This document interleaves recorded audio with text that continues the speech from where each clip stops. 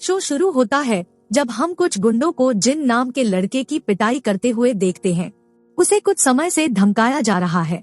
अब लेकिन इस क्षण जिन इसे और नहीं ले सकता था और वह सब कुछ का उपयोग करता है जो उसे वापस लड़ने के लिए करना पड़ता है।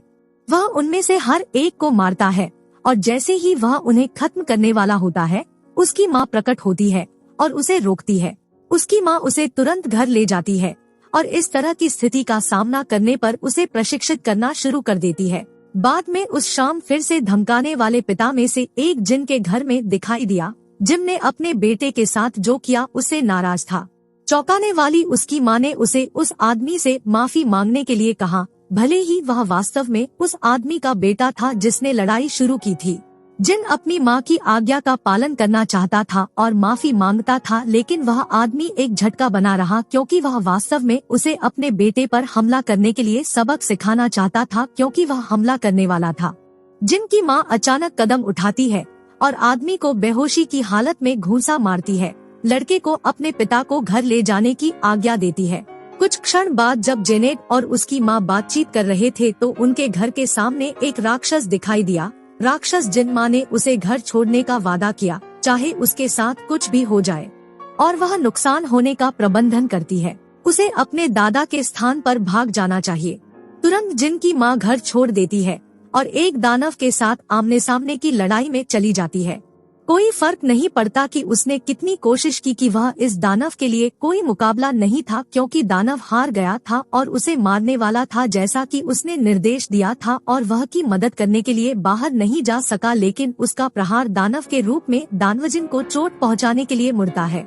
उसने अपने घर के अंदर एक गैस सिलेंडर के लिए दानव को लुभाने का फैसला किया और जैसे ही वह दानव को काफी करीब से फुसलाती है, वह गैस सिलेंडर खोल देती है जिससे पूरी जगह विस्फोट हो जाता है। इस प्रक्रिया में जिन की माँ की मौत हो जाती है। जिन ने अपनी माँ से किया वादा पूरा करने और अपने दादा की तलाश के लिए शहर की यात्रा करने का फैसला किया। जिन अपने दादाजी को सफलतापूर्वक पाता है, जिसे हयाची मिशिमा के नाम से जाना जाता है, जो उसे देखकर भी खुश नहीं था बल्कि जिन को उससे लड़ने के लिए कहता है। जिन पहले तो झिझकता है, लेकिन जब हयाशी मिशिमा ने उस पर हमला करना शुरू किया तो युवा किशोर के पास वापस लड़ने और खुद का बचाव करने के अलावा कोई विकल्प नहीं था। जिन हयाची मिशिमा से आसानी से हार जाता है, जो उसे छोड़ने के लिए कहता है क्योंकि वह कमजोर है। जिन मना कर देता है क्योंकि उसे सीखना चाहिए कि कैसे लड़ना है ताकि वह अपनी माँ की हत्या करने वाले हरे राक्षस को हरा सके। जब उसके दादाजी यह सुनते हैं तो वह जानते हैं कि यह ऑट नामक प्राणी के अलावा कोई अन्य व्यक्ति नहीं है। अचानक उसने उसे प्रशिक्षित करने का फैसला किया, लेकिन पहले उसे खुद को योग्य साबित करना होगा, भले ही वह उसे तुरंत मार दे। हयाची मिशिमा ने जिन को उनकी मां को मारने वाले अंगों से लड़ने के लिए तैयार करने के लिए दूसरे तरीके से, बहुत क्रूर तरीके से प्रशिक्षित करना शुरू कर दिया। प्रशिक्षण उन सभी के बारे में है जिनने लड़ने के लिए केवल अपने हाथों का उपयोग किया, जबकि हयाची को अपने पूरे शरीर का उपयोग अपने प्रशिक्षण के बाद लड़ाई में करना चाहिए। एक बहुत ही मूल्यवान वस्तु बेचने के लिए दौरा किया चांग के लटकन नामक आदमी तुरंत उस वस्तु की कीमत बताता है, जिसे हयाची को पता चलता है कि वह आदमी उन्हें धोखा देने की कोशिश कर रहा है और जिन को विक्रेता को सबक सिखाने के लिए कहता है। आदमी पहले से ही चाकू के साथ है। जब जिन ने लंबी लड़ाई के बाद उससे लड़ना शुरू किया, जिन विक्रेता को हरा देता है और हयाची के आदेश से वह कुछ घूंसे मारकर उस आदमी को खत्म कर देता है। हयाची लड़ाई में जिन की झिझक को नोटिस करती है और उसे बताती है कि झिझक एक कमजोरी है और यही कारण था कि उसकी माँ की मृत्यु हो गई और अगर वह ऐसे ही चलता रहा तो वह भी अपनी जान गंवा देगा। हयाची अपने सहायक से मिलता है और उसे लटकन को एक वैज्ञानिक को देने के लिए कहता है ताकि वे लटकन की जांच कर सकें। जैसा कि उनका मानना है कि लटकन और जैसे राक्षसों का पता लगाता है और अगर यह वास्तव में काम करता है तो एक वैज्ञानिक से पता लगाना चाहता है। उनके सहायक ने उन्हें यह भी बताया कि हाल ही में उनके लड़ाके कैसे लापता हो रहे हैं। जिन लापता फाइटर्स के बारे में जानने के लिए अचानक उत्सुक हो जाते हैं और सोचते हैं कि क्या उनकी माँ की तरह ही उनका भी हश्र हुआ, लेकिन हयाची उसे बताती है कि उसे जिस चीज पर ध्यान केंद्रित करना चाहिए वह उसकी ट्रेनिंग है और उसने जिन प्रशिक्षणों को जारी रखने का फैसला किया कि इस बार कैसे लड़ना है। हयाची और अधिक क्रूर और हिंसक हो गया और जिन को बताता है कि जब वह हार जाएगा तभी वह प्रशिक्षण समाप्त करेगा। 4 साल के गहन प्रशिक्षण के बाद जिन बड़े हो गए हैं और वे अधिक कुशल और मजबूत हो गए हैं, लेकिन अभी भी बहुत कुछ सीखना बाकी है। हयाची आयरन फिस्ट टूर्नामेंट के राजा को खोलने की योजना बना रहा है ताकि वह इसका उपयोग संगठन को लुभाने के लिए कर सके, ताकि जिन अपना बदला लेने के लिए चुनौती देने वाले के रूप में लड़ सके।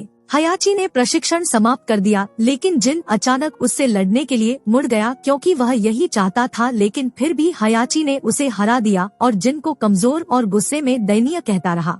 जिन ने अचानक अपने अंदर एक मजबूत साहस का संचार किया और जैसे ही वह गति से हयाची की ओर दौड़ा, उसने पहली बार हयाची पर एक झटका लगाने के लिए एक तरह की बिजली की तकनीक का इस्तेमाल किया, जिसने समूह को झटका दिया। उसने प्रशिक्षण के बाद हमेशा की तरह अपने गुरु का सम्मान किया और अपने आदमी के तेज निर्देशों के अनुसार चला गया। वह पेरू की यात्रा पर जाता है जहां वे आयरन फिस्ट टूर्नामेंट आयोजित करते हैं। तुरंत वह पेरू पहुंचता है। उसके साथ हयाची सहायक होता है जो उसे सलाह देता है कि वह कभी भी मिशिमा के रूप में अपनी पहचान प्रकट न करे, क्योंकि वहाँ बहुत सारे लड़ाके हैं जो मिशिमा परिवार के किसी व्यक्ति को मारने के लिए कुछ भी कर सकते हैं। हुराम नामक एक सेनानी दिखाई देता है और हम उनके बीच एक तत्काल तनाव देखते हैं, क्योंकि यह पता चलता है कि वे दोनों अतीत में दुश्मन थे। दूसरे फाइटर्स भी पहुंचे, लेकिन उन्हें आयरन फिस्ट टूर्नामेंट के रास्ते में टूर्नामेंट के लिए अपनी सारी ऊर्जा बचाने की जरूरत थी। जिन ने शोध करना शुरू किया और यह जानने के लिए पुराने लेख पढ़े कि उन्हें क्या पता चल सकता है। जो अपनी जिज्ञासा और फुसफुसाते हुए जिन पर ध्यान दे रहे हैं कि शहर के चारों ओर अफवाहें चल रही हैं कि हयाची ने आयरन फिस्ट टूर्नामेंट में काजुया मिशिमा की हत्या कैसे की। फिर काजुया मिशिमा जेन के पिता है। एक सेनानी जो सुन रहा था कि वे क्या कह रहे थे, जिन कैसियो को बताता है कि वह बहुत बुरा व्यक्ति है और वास्तव में कुछ घंटों के बाद मरने का हकदार है। सेनानी सफलतापूर्वक आयरन फिस्ट एरिना में पहुंचे। जिन अपने दादा हयाची मिशिमा से बात करने जाता है, जो वास्तव में मानते हैं कि राक्षस टूर्नामेंट का विरोध करने में सक्षम नहीं होगा, लेकिन जिन ने अपने दादाजी को सुनिश्चित किया कि वह हर कीमत पर जीतने वाला है। मैं अपने पिता काजुया मिशिमा के साथ जो हुआ उससे संबंधित विषय को सामने लाया फिस्ट टूर्नामेंट, लेकिन हयाची मिशिमा ने उसे अतीत के बारे में भूलने और टूर्नामेंट पर ध्यान केंद्रित करने के लिए कहा। कार्यक्रम आखिरकार शुरू हुआ और हयाची, जो टूर्नामेंट का मेजबान है, वॉरियर्स का स्वागत करता है और एक पार्टी देता है।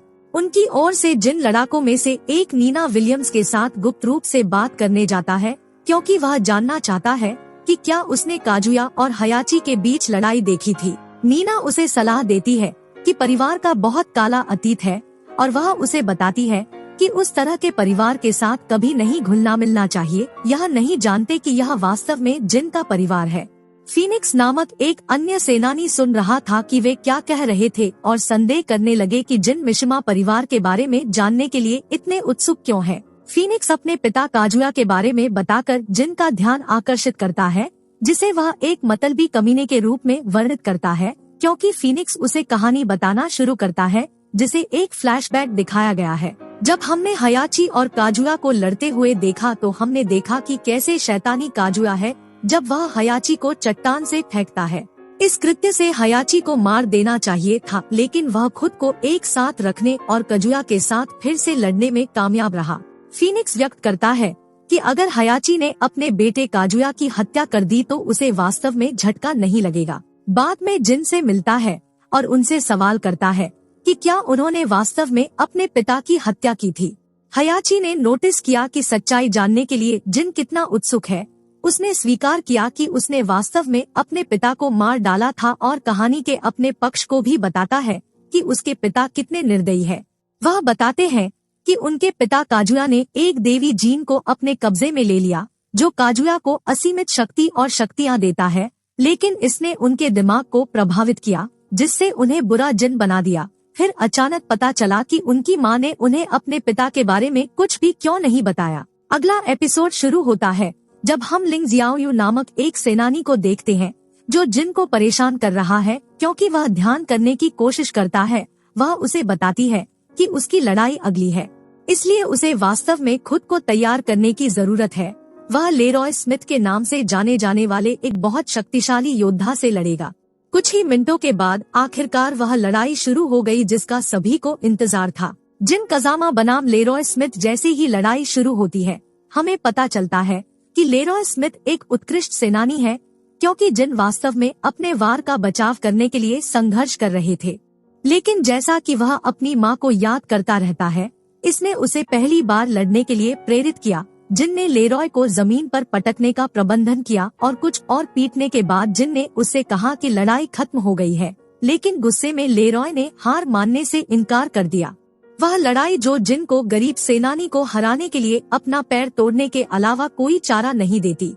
जिन को बाद में विजेता के रूप में घोषित किया गया था, लेकिन अपनी जीत के बावजूद वह अभी भी लेरॉय के बारे में परेशान महसूस कर रहे थे, जो लड़ाई में हार नहीं मानना चाहते थे। वह बताते हैं कि लेरॉय अपने पूरे जीवन की तरह लड़ रहे थे। इस पर निर्भर करता है कि लड़ने के लिए अगला प्रतिद्वंद्वी लिंग जियो बनाम है।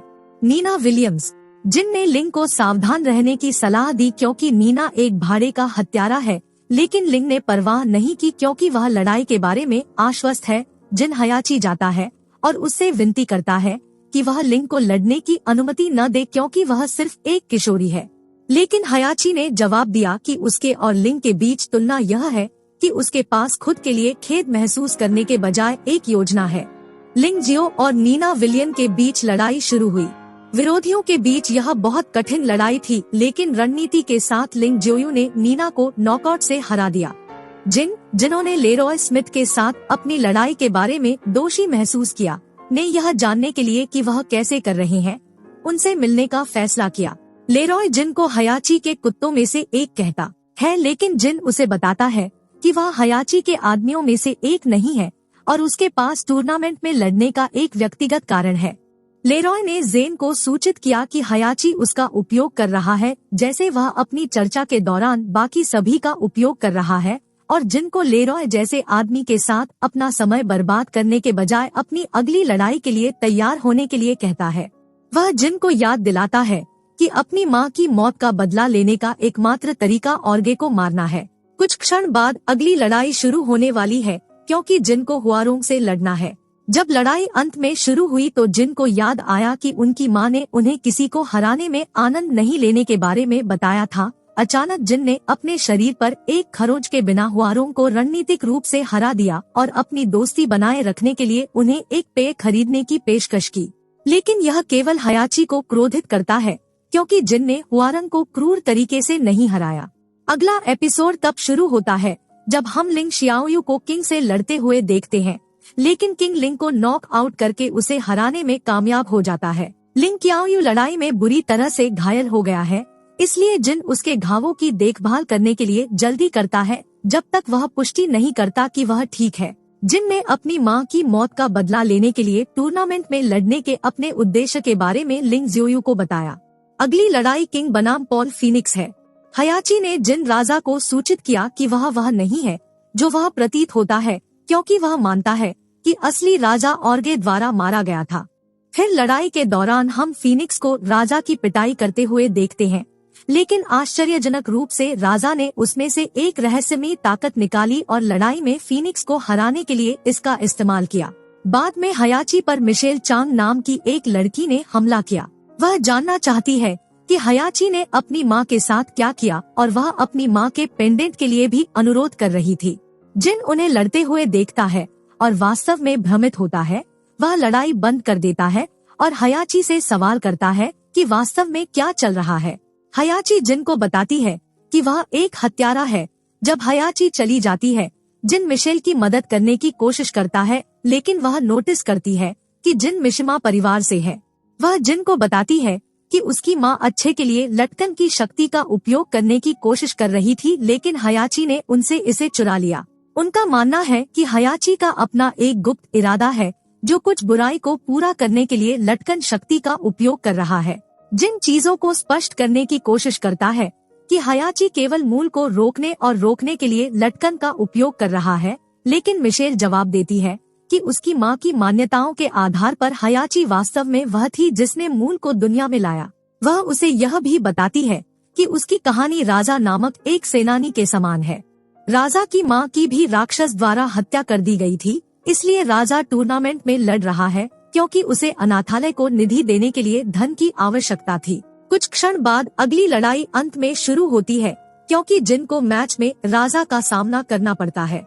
जैसे ही लड़ाई शुरू हुई किंग को पलड़ा भारी लगा, लेकिन यह ज्यादा देर तक नहीं चला, क्योंकि जिन ने अपनी पूरी ताकत इकट्ठा करने का फैसला किया और तुरंत ही उन्होंने एक अंतिम मुक्का मारा। वह राजा को नॉक आउट करने में सक्षम है। जिन को अपने प्रतिद्वंद्वी पर दया दिखाते हुए टूर्नामेंट का विजेता घोषित किया गया। जिन ने राजा को सूचित किया कि वह कीमत के पैसे उसे सौंप रहे हैं, ताकि वह अनाथालय को निधि देने के लिए इसका इस्तेमाल कर सके, जैसा कि उसने फ्यूरियस हयाची की योजना बनाई थी। जिन को बताता है कि टूर्नामेंट के विजेता घोषित होने के लिए उसे एक और फाइटर को हराना होगा। आश्चर्यजनक रूप से जिन को अपने आखिरी मैच में हयाची का सामना करना होगा। जिन इतना परेशान है क्योंकि वह जानता है कि हयाची कितनी मजबूत है। हयाची उस तरह की सहानुभूति के लिए उससे बहुत नाराज है जो वह आम तौर पर अपने विरोधियों को दिखाता है, और जिन को बताता है कि उसे ऑर्क से हारने में 1 मिनट भी नहीं लगेगा। जिन ने हयाची से सवाल किया कि क्या उसने वास्तव में उन्हें रिहा कर दिया है, लेकिन वह सिर्फ सवाल को टाल गया। गुस्से में जिन ने अपनी मां सहित ओगरे द्वारा मारे गए सभी निर्दोष लोगों के लिए हयाची को दोष देना शुरू कर दिया। जिस लड़ाई का हम सब इंतजार कर रहे थे वह आखिरकार शुरू हो गई, क्योंकि जिन को लड़ाई शुरू होते ही शैतानी लड़ाई में अपने दादा हयाची का सामना करना था।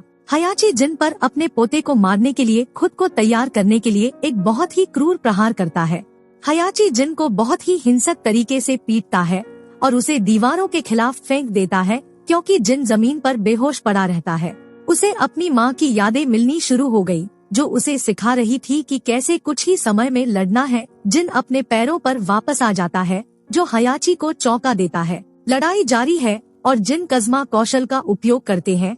उनकी माँ ने उन्हें पहली बार सोचा था। उसने हयाची को जमीन पर पटक दिया और पेंडेंट उसके ऊपर से गिर जाता है। जैसे ही आकाश का रंग बदलता है और राक्षस प्रकट करने वाला एक पोर्टल खुलता है, कुछ अजीब होने लगता है। अंतिम एपिसोड तब शुरू होता है जब हम देखते हैं कि आदेश आसमान से गिर रहा है और भयानक रूप से गर्जना कर रहा है। हयाची लटकन उठाता है और हम उसके चेहरे पर एक अजीब सी मुस्कान देखते हैं, जबकि जिन याद करता है कि इस राक्षस के कारण उसकी माँ क्या कर रही थी। तुरंत जिन राक्षस से लड़ने के लिए दौड़ता है, लेकिन उसके सभी प्रयास राक्षस के लिए अप्रभावी थे। अन्य लड़ाके लड़ाई में जिन की सहायता करना चाहते हैं, लेकिन हयाची उन्हें शामिल नहीं होने के लिए कहता है। जिन इस बार इतना आश्वस्त है। इसके विपरीत जब वह छोटा था तो राक्षस बिना किसी प्रयास के उसे चारों ओर से मार देता है, और जिन को लगातार अपनी माँ की यादें याद आने लगी जो उन्हें लड़ाई की तकनीक सिखा रही थी। वह यह भी याद करते हैं कि हयाची ने उनसे क्या कहा था कि झिझक एक कमजोरी है।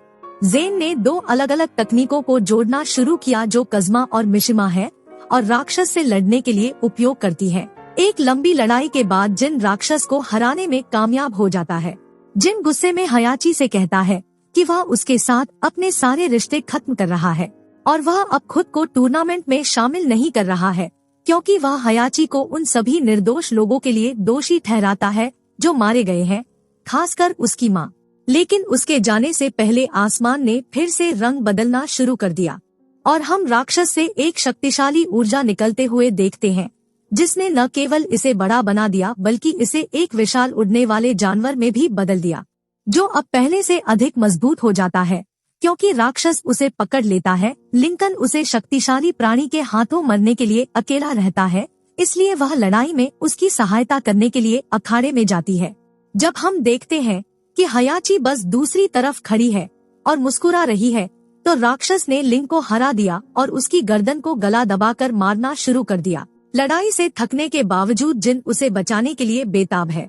जिन अपने पास मौजूद प्रेरणा और आत्मविश्वास के साथ एक बार फिर राक्षस को चुनौती देने के लिए अपनी जमीन पर खड़ा होने का प्रबंधन करता है और अपनी संयुक्त लड़ाई तकनीकों के साथ उसने अंत में क्रूर हमलों की श्रृंखला के बाद राक्षस को हरा दिया। एक शक्तिशाली ऊर्जा राक्षस से निकलती है और आकाश में चली जाती है और इस प्रक्रिया में राक्षस मारा जाता है। जिन अच्छे के लिए लड़ाई जीतता है, जबकि सभी सेनानियों ने ओगरे को हराने के लिए जिन को बधाई दी। हयाची जिन को बताती है कि उसने आखिरकार अपनी माँ की मौत का बदला ले लिया है, लेकिन उसके पास अभी भी वही श्राप है जैसे उसके पिता। हैरान होकर हयाची बंदूक निकालते हैं और सीधे जिन के सीने में आग छोड़ते हैं। वह सभी सेनानियों से कहता है कि उसने अभी अभी दुनिया के सबसे बुरे और खतरनाक व्यक्ति से छुटकारा पा लिया है। मानवता के लिए कौन खतरा हो सकता है, क्योंकि हयाची की बातचीत में हम जिन को फर्श पर मरते हुए देख सकते हैं। जिन अचानक खुद को आत्मा की दुनिया में पाता है और अपनी माँ के साथ फिर से जुड़ जाता है। वह अपनी माँ से माफी मांगता है और वापस जीवित दुनिया में लौट आता है। इस बार जिन ज्यादा मजबूत है क्योंकि उसके पास अब पंख है। वह अपनी सारी ताकत का उपयोग करता है और हयाची की ओर जाता है और अपने दादा को क्रूर तरीके से पीटता है, क्योंकि हम उसे चारों ओर खून थूकते हुए देखते हैं। हयाची ने जिन को लकड़ी के एक सच्चे मिशन की तरह मारने के लिए प्रलोभित किया, लेकिन जिन ने अचानक मिशिमा को एक बार फिर से अपनी छाती से लटकन ले लिया और उड़ गया, और इस तरह श्रृंखला समाप्त हो गई। दोस्तों, देखने के लिए धन्यवाद। अगर आप एनिमेशन फिल्में पसंद करते हैं तो कृपया इस चैनल को सब्सक्राइब करें और देखते रहें।